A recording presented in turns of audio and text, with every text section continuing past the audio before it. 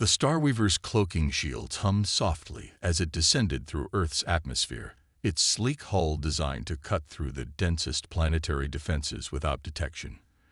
In the command center, High Hunter Zax Thor adjusted his breathing apparatus, his crystalline skin reflecting the soft blue glow of the ship's instruments. This would be his greatest achievement yet, leading the first officially sanctioned hunt on the newly discovered Deathworld designated Sol 3. Atmospheric composition analysis complete, announced navigation specialist Naira, her tentacles flowing gracefully across the control panel. Oxygen levels are concerning. This atmosphere would be corrosive to most known species. Perfect. Zax Thor's mandibles clicked with satisfaction. The more hostile the environment, the more valuable the specimens. What's our landing zone status? I've identified a remote region they call the Northern Territories, responded Technical Officer Krev, his cybernetic implants processing the data streams. Minimal technological signatures, abundant wildlife, and enough electromagnetic interference to mask our presence. The hunting party consisted of 5 of the most renowned trophy hunters in the known galaxy. Each had made their fortune capturing dangerous creatures from countless worlds, but Earth promised something special. The Galactic Council's classification of Sol 3 as a death world had sent ripples through the hunting community. Such designations were rare, and the bounties for specimens from death worlds could set up a hunter for life. As the Starweaver touched down in a snow-covered clearing, weapons specialist Mira performed one final check of their capture equipment. Her scaled hands moved with practiced efficiency across their arsenal of stun nets, paralysis fields, and containment units. All systems operational, though these gravity levels are playing havoc with our power calculations. Compensate as needed, Zax Thor ordered. We didn't come all this way to lose prey because of equipment failures. The team deployed from their ship in a standard search formation, their environmental suits protecting them from the caustic oxygen atmosphere. The forest around them was silent, save for the crunch of snow beneath their boots and the occasional distant cry of unknown creatures. What none of them noticed was the figure watching them through high-powered binoculars from 3 kilometers away.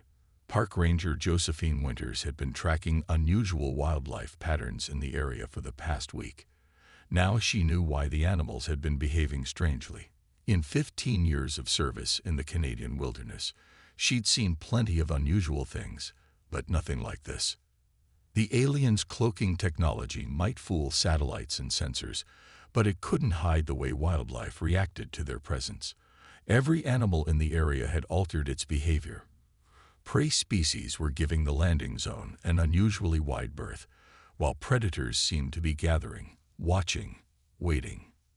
Back at the landing site, Scout Specialist Lena activated her bioscanner, her phosphorescent skin pulsing with excitement. High Hunter, I'm detecting multiple large predatory species within our operational range, including one approaching from the northwest, mass approximately 600 kilograms. Excellent. Zax Thor's crystalline form sparkled in the winter sunlight. Prepare containment protocols. Remember, the Council wants specimens alive. The ground trembled slightly as their quarry approached. The hunting party readied their weapons, expecting one of the magnificent predators they'd studied in their briefing files. What emerged from the tree line was a massive grizzly bear, its breath steaming in the cold air. By the void, it's beautiful, breathed Naira, her tentacles writhing in anticipation. The bear rose to its full height, easily towering over the alien hunters. Zax Thor raised his capture rifle, targeting systems locking onto the creature's vital signs. Initiate containment sequence on my mark. The shot never came. A sharp crack echoed through the trees, not from their weapons, but from somewhere in the distance. The bear's head snapped toward the sound, and to the alien's shock, it immediately turned and lumbered away, as if responding to some signal. What just happened? Mira demanded, her scales flexing in confusion. No apex predator should retreat like that. Perhaps it wasn't the apex predator we thought it was. Krev mused, his cybernetic eyes scanning the tree line. These readings suggest organized hunting patterns in the area, but they don't match any known predatory species behaviors. From her hidden observation post, Ranger Winters pulled out her satellite phone. This was way above her pay grade. She needed to contact headquarters, and quickly. As she watched, the alien hunters regrouped, obviously confused by the bear's reaction to her warning shot. What they didn't realize, what none of their advanced technology could tell them, was that they had just encountered something far more significant than a simple failed hunt. They had stumbled upon the first evidence that Earth's true apex predator wasn't what they expected. And Josephine Winters, 20-year veteran of the Canadian Wildlife Service, was about to give them their first lesson in why Earth had earned its Deathworld classification. The aliens' instruments might be sophisticated, but they had failed to account for one crucial detail. On Earth, the most dangerous predator wasn't always the largest or the most physically imposing. Sometimes it was the one smart enough to watch, plan, and turn the hunters into the hunted. As night began to fall and temperatures plummeted, Zaxthor made the decision to split his team into two groups. It would prove to be the first of many fatal mistakes on a planet where every decision could mean the difference between life and death, and where the true apex predator was already several steps ahead of them. As the northern lights danced across the star-filled sky, Zaxthor's team split into their assigned groups. He led Mira and Krev east toward a series of thermal signatures, while Naira and Lena headed west to investigate what their scanners indicated was a large predator den. Remember, Zaxthor's voice crackled through their comm systems. Maintain constant communication. This world's gravity and atmosphere are already straining our equipment. We can't afford any mistakes. Ranger Winters tracked both groups from her position, having called in specialized backup. Within hours, a small team of military observers would arrive, but until then, she had to ensure the aliens didn't harm any endangered species, or worse, encounter any populated areas. The Western team moved through the forest with practiced stealth, their advanced technology masking their presence from most Earth sensors. But they couldn't hide from the forest itself. Every snapped twig, every disturbed patch of snow, every shifted stone told a story to those who knew how to read it. "These readings are bizarre," Lena reported, her phosphorescent skin dimming in confusion. "The predator den shows signs of tool use. Primitive, but definitely artificial." Naira's tentacles twisted nervously. "That's impossible." The briefing indicated no technologically advanced species in this region. They approached a cave entrance, their scanners indicating recent activity. What they found inside stopped them cold. Crude but effective traps lined the entrance. Metal snares, pitfalls covered with branches, and most disturbing of all, evidence of fire use. "Hi, Hunter." Naira's voice trembled slightly. "We're detecting signs of intelligent tool use. This could indicate a violation of hunting protocols if there's a sentient species present." "Nonsense," Zaxthor replied sharply. The Council's surveys were clear. Any tool use must be from primitive scavengers. Focus on the primary targets. Meanwhile, the Eastern team had tracked their thermal signature to a clearing. What they found was a freshly killed moose, strategically placed in the open. "This is wrong," Mira hissed, her scales rippling with agitation. "Predators don't leave kills exposed like this." "It's almost like a trap," Krev finished, his cybernetic eyes whirring as they analyzed the scene. "But what kind of predator sets traps?" Their answer came in the form of a series of sharp cracks echoing through the trees. Tranquilizer darts, primitive but effective, struck both Mira and Krev before they could react. Their environmental suits protected them from the sedatives, but the message was clear: they were being hunted. Zaxthor spun around, capture rifle raised, but saw nothing except shadows and swirling snow. Their technology, designed to detect and track known predatory species, was useless against whatever was stalking them. Back at the cave, Naira and Lena made an even more disturbing discovery. The primitive tools they'd found were actually carefully crafted lures designed specifically to draw curious observers into a confined space. "Fall back," Zaxthor ordered, finally beginning to understand the gravity of their situation. "Return to the ship immediately. Something's very wrong here." But retreat wasn't as simple as they'd hoped. Their path back to the Starweaver was blocked by a series of carefully placed obstacles: fallen trees, rock slides, and more snare traps. Every alternate route they tried seemed to lead them further from their goal. From her new vantage point, Ranger Winters watched the aliens' mounting confusion with grim satisfaction. Her colleagues had responded to her call with impressive efficiency.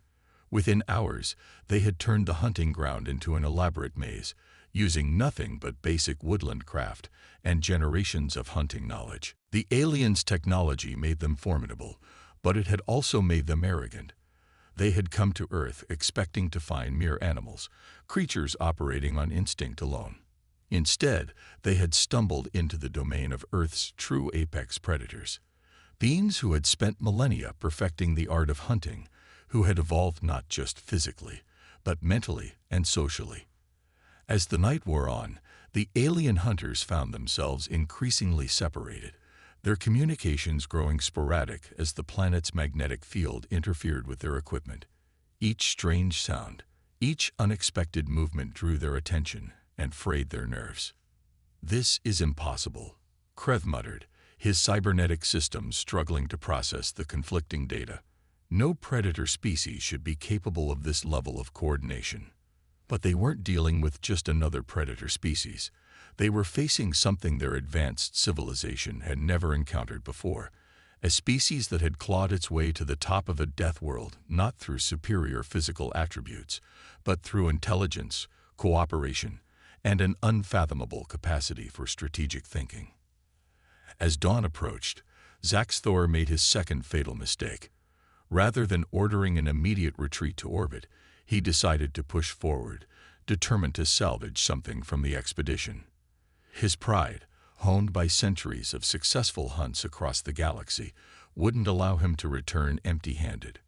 What he didn't realize was that his team's every move was being monitored, analyzed, and countered by a network of observers who had turned the hunters' own tactics against them. The very adaptations that made them superior hunters on other worlds were becoming liabilities on Earth, where the true apex predator had long since moved beyond mere physical confrontation. The first real casualty of their hubris came just as the sun began to rise. When Lina's suit malfunctioned after a carefully planned encounter with a seemingly natural hazard. As her phosphorescent skin flickered in distress, she realized too late that nothing on this planet was truly natural. Everything, from the placement of rocks to the patterns of animal movement, had been shaped by the invisible hand of Earth's dominant species. The dawn brought no relief to the scattered hunting party. Lena's suit breach had exposed her to Earth's caustic atmosphere, forcing Naira to half-carry her companion through the increasingly hostile terrain. Their advanced medical systems struggled to counteract the effects of unfiltered oxygen on Lena's sensitive biology. "Status report," Zaxthor demanded through the deteriorating comm system. Only static answered his call. The interference wasn't natural, a fact that Technical Officer Krev's cybernetic systems had finally begun to understand. Someone was actively jamming their communications, using the planet's magnetic field to amplify the effect. The technology wasn't sophisticated, but it was devastatingly effective in its simplicity. Ranger Winters observed the aliens' growing desperation from her new position. The military contingent had arrived hours ago, not the heavy armor and advanced weapons the aliens might have expected, but special forces operators who moved through the wilderness like ghosts, armed with little more than basic equipment and generations of accumulated knowledge. "Target Alpha is moving northeast," she reported quietly into her radio. "They're trying to circle back to their ship." "Copy that," came the calm reply. "Continue herding them toward Checkpoint Delta." The aliens' technology, so effective against purely instinctual creatures, proved nearly useless against opponents who could think, plan, and adapt. Their motion sensors couldn't distinguish between a deliberately placed decoy and a real threat. Their thermal imaging was confused by simple heat sources scattered throughout the forest. Even their advanced AI systems were overwhelmed trying to predict the movements of beings whose actions defied all known predator-prey behavioral patterns. Mira was the first to truly understand their situation. Her species had evolved as apex predators on their own world, giving her an instinctive grasp of hunting dynamics.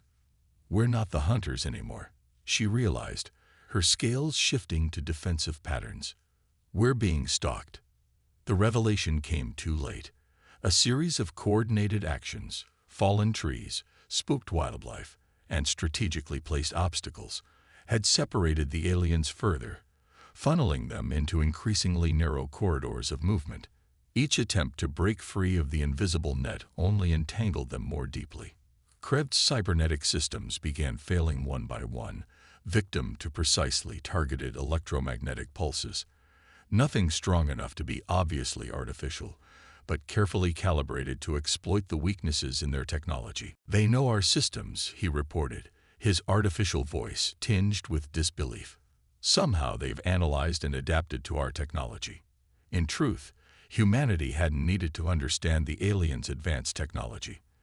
They had simply recognized it as a crutch and systematically undermined the hunters' reliance on it. Each alien strength was turned into a weakness through methods so primitive they had never considered defending against them. The breaking point came when Naira and the injured Lena encountered their first clear evidence of human presence, a seemingly abandoned ranger station. Their scanners showed no life signs, no energy signatures, nothing to indicate danger, yet every instinct screamed that they were walking into a trap. They were right. The station's apparent emptiness was an illusion. As soon as they entered, seeking shelter and medical supplies, they found themselves facing a dozen silent figures. Humans in winter camouflage, armed not with energy weapons or force fields, but with simple projectile weapons that their protective fields had been programmed to ignore as primitive and harmless. "Your friend needs medical attention," one of the humans said calmly in perfect galactic standard, shocking the aliens with knowledge that should have been impossible. "Surrender, and we'll help her." Across the forest, similar scenes played out. Each member of the hunting party found themselves systematically isolated, outmaneuvered, and confronted by beings who seemed to anticipate their every move. Their technology, rendered increasingly useless, became nothing more than dead weight. Zax Thor, watching his hunting party collapse through increasingly sporadic communications, finally attempted to call for emergency extraction. The signal never made it past Earth's atmosphere. Human satellites, alerted to their presence hours ago, had already established a containment protocol that their ship's eye was too primitive to detect. "Impossible," he whispered, his crystalline form dulling with stress. "We are the galaxy's apex predators. We cannot be defeated by what?" Ranger Winter's voice came from behind him, accompanied by the distinctive sound of a rifle being chambered. "By primitive natives, by prey species. You came to our world looking for the ultimate predator. Congratulations, you found us." The truth hit him with crushing force. Every story they'd heard about Earth, every warning about it being a death world, had missed the crucial detail. The planet wasn't classified as a death world because of its hostile environment or dangerous wildlife. It was a death world because it had produced something the galaxy had never seen before, a species that had turned predation into an art form, that had evolved beyond mere physical superiority to achieve dominance through intelligence, cooperation, and an unfathomable capacity for adaptation. The Starweaver's systems lit up with warnings as human forces surrounded the vessel. Its advanced AI, programmed to handle every known type of threat, found itself paralyzed by approaches that defied conventional military logic. The humans hadn't attempted to breach the ship or disable its systems. They had simply contained it, using methods so basic they bypassed all of its sophisticated defenses. Zax Thor, now in human custody along with most of his team, watched through reinforced glass as their captors methodically documented their equipment. The humans handled their advanced technology not with awe or confusion, but with the calculated interest of experienced predators studying new prey. Your species has achieved interstellar travel, a human scientist named Dr. Richards observed, examining their capture rifles.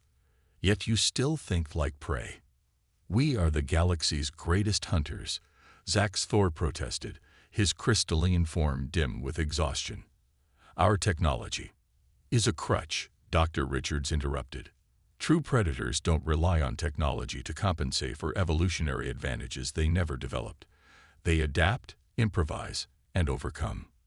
In another room, Mira watched in fascination as human medical personnel treated Lena's oxygen exposure.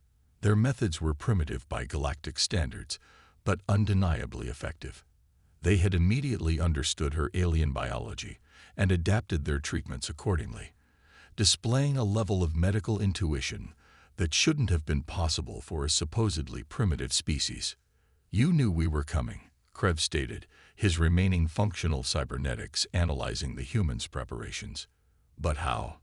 Our cloaking technology was irrelevant, Ranger Winters explained, now acting as liaison between the aliens and human authorities. You hid from our technology, but you couldn't hide from the ecosystem you disrupted. Every animal, every bird, every insect in these woods is part of a network we've studied for generations.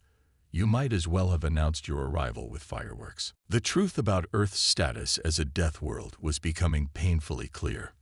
The planet hadn't earned its classification through hostile environments or dangerous wildlife. Though it had those in abundance, it had earned it by producing something unprecedented in the galaxy, a species that had turned survival itself into a science. In the military command center hastily established near the landing site, human leaders debated their next move. The alien hunters had violated numerous Earth protocols they couldn't have known existed, but they had also provided humanity with its first official contact with galactic civilization. Your databases list humans as primitive tool users, Colonel Harrison stated, reviewing the aliens' files. That ends now. We're not primitives, and we're certainly not prey. We're the species that learned to hunt everything from microscopic viruses to prehistoric megafauna to extinction. We didn't just survive our death world. We mastered it. Naira, her tentacles writhing with anxiety, finally asked the question that had haunted the hunting party since their capture. Why didn't you simply destroy us? You had the capability. The answer came from Ranger Winters, who had switched from observer to instructor with practiced ease. Because that's not what apex predators do. We study. We learn. We adapt. Killing you would have been easy, but turning you into a source of information about the galaxy. That's how our species has always operated. The human approach to their capture revealed a truth about predation that the alien hunters had never considered. True apex predators didn't need to prove their superiority through force. They demonstrated it through their ability to turn every situation, even apparent defeat, to their advantage. As night fell again over the northern forest, the alien hunters found themselves facing a reality their civilization had never encountered. They hadn't just failed in their hunt. They had inadvertently revealed their entire galactic community to a species that had spent its entire evolutionary history perfecting the art of survival against impossible odds. Zax-Thor, watching human scientists efficiently reverse-engineer their technology, finally understood the true meaning of Earth's death world classification. It wasn't a warning about the planet's dangers. It was a warning about what those dangers had created. A species that had turned the art of predation into something beyond mere hunting, into a fundamental approach to existence itself. The galaxy was about to learn what Earth's wildlife had known for millennia. In the presence of humanity, every predator becomes prey. The Galactic Council's emergency session convened amid unprecedented chaos. The sole transmission from Earth had sent shockwaves through the interstellar community. On the central display, the recording played again. A simple message, delivered by Zax-Thor, his crystalline form noticeably dulled. The classification of Sol 3 requires immediate revision. His voice trembled slightly. We were wrong. Catastrophically wrong. The council chambers erupted in discussion as the details of the failed hunting expedition emerged. The humans hadn't just captured the galaxy's most renowned hunting party. They had systematically dismantled their technology, extracted their knowledge, and were now demanding formal diplomatic recognition. The implications are staggering. First, Speaker Vexol addressed the assembly. A species that evolved on a death world hasn't just survived. They turned every aspect of their hostile environment into an advantage. The data recovered from the Starweaver's partially intact systems painted a picture that defied conventional understanding. The humans hadn't defeated the hunting party through superior technology or physical prowess, but through an unprecedented combination of intelligence, adaptation, and cooperative strategy. In the secured diplomatic facility on Earth, Ranger Winters had become humanity's unofficial ambassador to the galactic community. Her experience with the alien hunters had made her uniquely qualified to explain humanity's perspective. "You see space as a frontier to be conquered," she explained to the diplomatic delegation that had arrived to negotiate. "We see it as an ecosystem to be understood. Every challenge you've encountered in the galaxy, we faced something similar during our evolution. Hostile environments. We've adapted to every climate on Earth. Dangerous predators. We've outsmarted them all. Resource competition. We turned it into a science." The galactic classification of Earth underwent immediate revision. It was no longer listed merely as a death world. It became the template for an entirely new category, a crucible world, where the pressures of survival had forged something unprecedented in the galaxy. Back in the northern wilderness, the Starweaver was being studied by human scientists, who treated the advanced technology not as something miraculous, but as simply another tool to be understood and improved upon. They had already begun incorporating elements of its design into their own spacecraft, adapting alien technology to human purposes with disturbing speed. The remaining members of the hunting party, now serving as reluctant cultural advisors, watched in amazement as humans systematically prepared for their emergence onto the galactic stage. Every piece of information they provided was analyzed, adapted, and integrated into human understanding with predatory efficiency. "Your species moves like a force of nature," Naira observed to Dr. Richards, watching teams of humans work in coordinated patterns that reminded her of hunting behaviors. "Every individual knows their role, adapts to changes, and contributes to the greater strategy." "That's what you never understood about Earth," Richards replied. "Everything here is interconnected. To survive here, you don't just need strength or technology. You need to understand the whole system, from microorganisms to global patterns. We learned that lesson through millions of years of evolution." The Galactic Council's new warning about Earth was unprecedented in its directness. "Approach with extreme caution. The dominant species has evolved beyond conventional predator-prey dynamics. They don't just hunt, they innovate, adapt, and integrate. Every encounter with humanity results in them becoming more formidable." As the first human diplomatic ships prepared to venture into galactic space, Zax Thor made one final transmission to the Council before accepting Earth's offer of asylum. "We thought we were studying them, but they were studying us.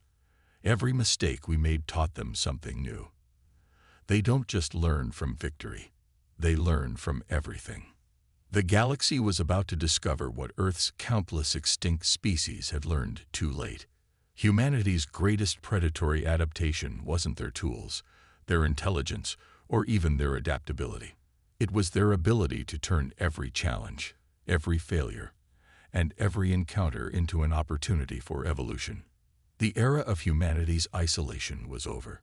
The galaxy's apex predators were about to discover they had never been the hunters they thought they were. They had simply never met a species that had mastered predation on humanity's level. As Ranger Winters watched Earth's first official diplomatic vessels launch into space, she smiled, remembering the alien hunters' initial arrogance. They had come to Earth seeking the ultimate prey, only to discover that on a death world like Earth, everything, even space exploration, was just another form of hunting. The warning had been issued. The galaxy would never be the same. Humanity had emerged from their crucible world, and every species in the galaxy would soon learn what it meant to share space with a predator that had turned survival itself into an art form.